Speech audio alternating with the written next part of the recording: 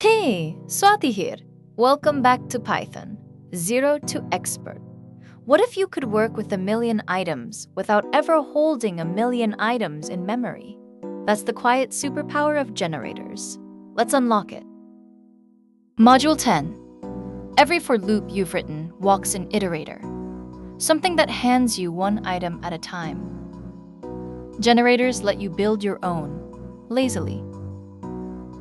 They produce values only when asked, so they barely use any memory. Three things. You'll see what a for loop is really doing under the hood. You'll write your own generator with yield, and you'll use generator expressions to stay lazy and light on memory. Here's a generator. The magic word is yield. When the loop hits yield, it pauses, hands one value back, and freezes right there. Ask for the next one, and it picks up exactly where it left off. It's a function that remembers its place. Watch it drip out values. The loop asks. The generator yields 0 and pauses. Asks again. 1, again, 2, one value at a time, on demand. It never builds the whole sequence at once. And here's why it matters.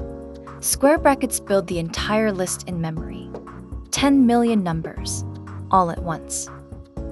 Swap them for round brackets, and you get a generator. A lazy stream that makes each square only when you ask. Same code, a fraction of the memory.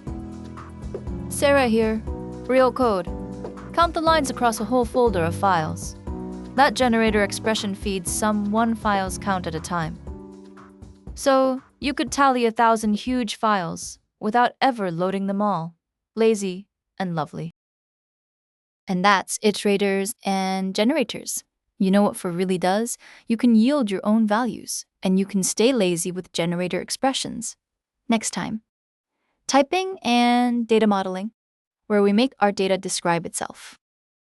I'm Swathi. This is Codecraft. See you there.